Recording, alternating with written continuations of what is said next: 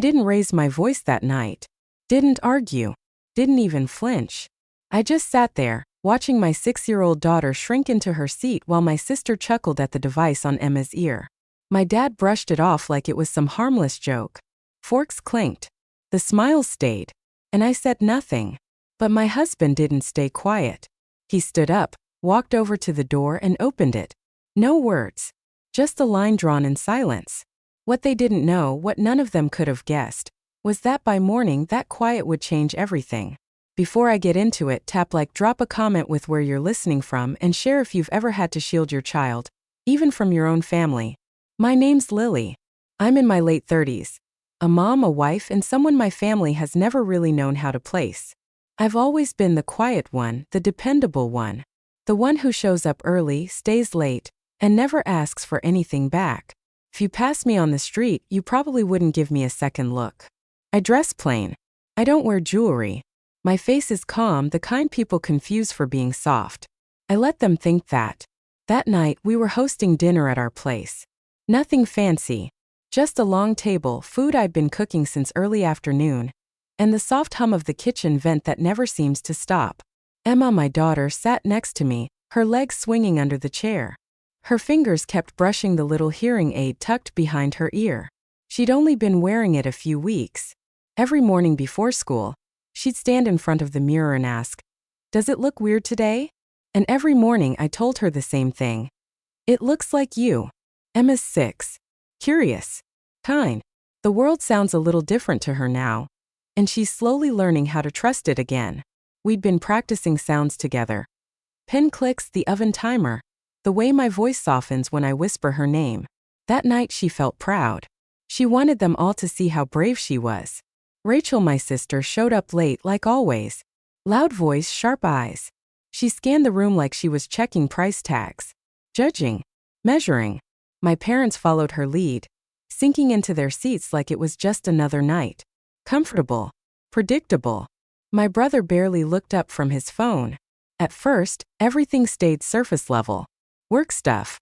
Traffic. Someone's vacation plans. Emma leaned into me, whispering when she heard her name from across the table, her face lighting up every time she caught a word on her own. Then Rachel spotted the hearing device. She didn't ask. Didn't lower her voice. She pointed at it, tilted her head and gave that smile. The one that always made my stomach twist. For a moment the table went still. Not awkward quiet. Expectant quiet. Waiting. I spoke before anyone else could. Calm. Even. I explained what it was, why Emma needed it, how well she was adjusting. I kept it clear and steady, thinking naively that maybe that would be enough. My mom's smile grew tighter. My dad leaned back in his chair. Emma stopped swinging her legs. The mood shifted. Not in a loud or obvious way, more like how the air feels different right before a storm rolls in. Still I stayed seated. Still tried to hold the evening together. I didn't know it yet, but that was the last normal moment we were going to have. Rachel didn't laugh immediately. First she leaned in, squinting like the whole thing confused her, but not enough to actually care. Her finger hovered near Emma, not quite pointing but close enough to make my chest ache. "Oh, so that's what that is," she said. I thought it was some kind of gadget. I felt Emma press into my side. She went completely still. Not calm, just cautious. I explained again. Slower this time. What the device did. How it helped her hear specific frequencies. That it wasn't temporary. Not something she'd just grow out of. I chose my words carefully, the way I always did around my family. Kept things factual. Clean. No emotions. No room for them to twist it into something else. Rachel gave this little shake of her head and smiled. "She's so little," she said. "It just feels sad. Don't you think?" That word, sad, just hung in the air. My mom reached for her water glass, took a slow sip, and set it back down a little too carefully. "People notice these things," she said, not even glancing at Emma. "Kids can be cruel." I wanted to ask her who she thought was being cruel right then, but I didn't. Instead, I took a breath through my nose and started counting silently, like I'd taught myself to do years ago. My dad let out a chuckle. It wasn't warm, but it wasn't mean either. Just dismissive. "Come on," he said. "No one's attacking her. We're just talking." Rachel raised her glass like she was making a toast. Exactly. It's just conversation. Emma's hand moved to her ear. She touched the hearing aid, then let her hand drop like she'd been caught doing something wrong. I spoke up again. My voice held, but it felt thinner. She understands more than you think. That's when my dad let out this long, dramatic sigh, like I was the one turning dinner into a problem. He waved a hand.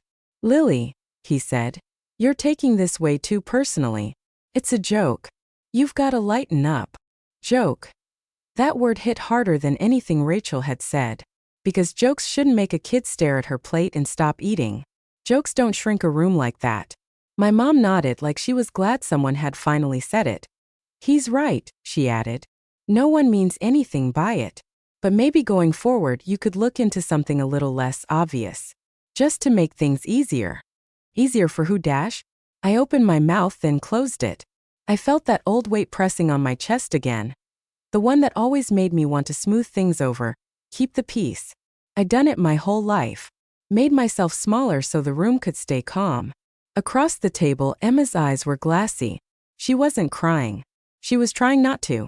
She leaned close and whispered so soft I barely caught it. Did I do something wrong? That was it. That was the moment everything inside me stopped making excuses. I didn't answer right away. I just put my hand over hers, warm and steady. My heart was pounding, but I kept my face calm. I looked around the table, at Rachel's bored expression, my parents waiting for me to laugh it off, to fall in line. And I knew if I said one more word, nothing would change. So I didn't.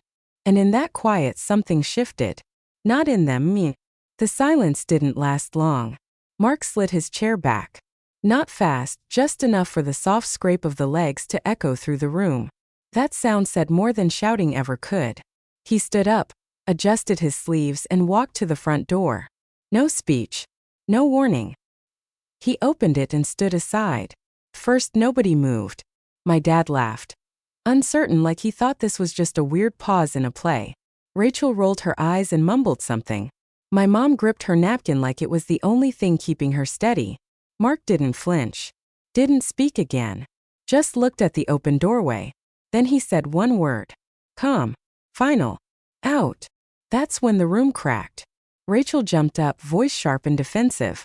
My parents followed, both talking at once, calling it dramatic, unnecessary, embarrassing. Someone threw out the word family, like it was some kind of magic shield that made everything okay. Mark didn't budge. They walked past me without meeting my eyes. And when the door shut behind them, the house fell still. Not tense. Still. The kind of quiet urine dash. Emma's breath hitched. I pulled her onto my lap. She curled into me like she was trying to brace for something worse. Are they mad at me? She asked. No, I said right away. And my voice, it came out steadier than I expected. They're wrong. She nodded like she wanted to believe it.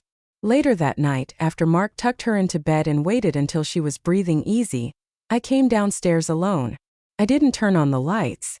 I sat down at the little desk in the corner of the living room, the one I usually use late at night when the house is asleep, quietly paying bills while everyone else is tucked in. I opened my laptop. The screen lit up with that familiar soft glow.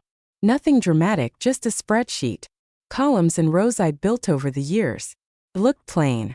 But I knew the weight behind every number. There were tuition payments, medical expenses, monthly transfers. Quiet. Consistent. Hidden in plain sight. I scrolled through slowly, remembering the first line I added years ago. Just a small one. Labeled it help. I told myself it was temporary. Then came another line. And another. It turned into a routine, something automatic. Like breathing. I never told them. Not because I was trying to hide it, but because I didn't want it to be a thing. I didn't want it to matter. I logged into my bank portal. The cursor blinked, waiting. I didn't feel angry. Or bitter. Just clear. And one by one I started canceling the payments. No drama. No explanations. Just clean confirmations flashing on the screen. Each click felt like unknotting a rope I hadn't realized was strangling me. When I finally closed the laptop, the house was still quiet. Peaceful. Upstairs, Emma was fast asleep, her hearing aid resting on the nightstand beside her favorite book. But by morning, that silence would echo far beyond our walls. The first call came just before 7 a.m. I was barefoot in the kitchen, standing on cold tile, pouring cereal into a bowl. Emma sat at the counter humming quietly, something she loved doing now. She liked to play with sound, stretch it, explore how it moved through the air. My phone buzzed against the counter. I didn't check it. Then came the second call. Then the third. Mark glanced over his coffee. I gave a small shake of my head. Not yet. Emma tilted her head. Is it loud? She asked. No, I said. It can wait. I walked her to the front door and stood there as she climbed onto the school bus, her backpack bouncing behind her. By the time the bus disappeared down the street, my phone had stopped ringing and started lighting up. Missed calls. Messages. One after another. That kind of panic only shows up when something people counted on suddenly vanishes. I drove back slowly, and when I stepped into the house, the quiet didn't feel peaceful anymore. It felt heavy, electric, like the moment right before thunder cracks open the sky. I sat at my desk and finally picked up my phone. The first message was from my mom. There must be some mistake. The school called. They said the payment didn't go through. I typed back, calm and direct. There's no mistake. The typing bubbles appeared, then disappeared, then came back again. Then Rachel called. I answered. What did you do? She snapped. No hello. Just straight into it. I stopped the payments, I said. What payments? Her voice cracked just slightly, enough to tell me she already knew. The ones I've been making. For years. Silence. That's not funny, Lily, she said, her voice cold. The school's saying we owe a huge amount. I'm sure they are. She laughed, sharp and forced. You don't get to just pull something like this. Sophie and Nathan's education isn't a game. I leaned back and looked out the window. The street outside was still. Just a regular morning. It's not a game, I said. It's a responsibility. One that belongs to you and your husband. Her breathing sped up. You're not making any sense. So I dropped the cushion in my voice. The tuition payments, both of them, were coming from me. Silence again. I set it up years ago, I went on. Quietly. No names. No announcements. I just made sure everything got paid. You don't have that kind of money, she said, flat and certain. I almost smiled. I work in medical technology, I told her. That's always been enough explanation for you. But what I actually do, it's done well. Her voice dropped. How well? Well enough to cover private school, I said. She whispered my name like she was trying to steady herself. This is insane. Last night was a joke dash. You're blowing it way out of proportion. A joke dash, I repeated. That made my daughter touch her ear like it was something to be ashamed of. That's not what I meant, Rachel said. I don't know what you meant, I told her. But I know what happened. She started talking fast, explaining without taking responsibility, apologizing without saying the word sorry. Promising she'd talk to the kids, that she didn't realize that she was stressed, that it wasn't fair to punish them. I'm not punishing them, I said. I'm stepping back. And then I ended the call. My dad was next. He didn't yell, which honestly surprised me.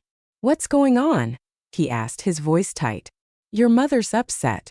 The club called. So did the billing office at her doctor's. Yes, I said. I canceled everything. He let out a laugh like I'd said something ridiculous. Everything? The membership. The medical bills. The support I've been giving your son. All of it. There was a long silence on the line. Why would you do that? He finally asked. Over something so small? I closed my eyes. Small. I said. My daughter asked me if she was broken. He exhaled hard. You're being emotional. No, I replied. I'm being clear. You never told us you were covering those things, he said. How were we supposed to know? That's exactly the point, I told him. You didn't know. You didn't ask. You never even wondered. Then he changed tactics. We're family. Family, I repeated, and the word felt hollow. Family doesn't mock a child, I said. Family doesn't suggest hiding her medical device to make things more comfortable.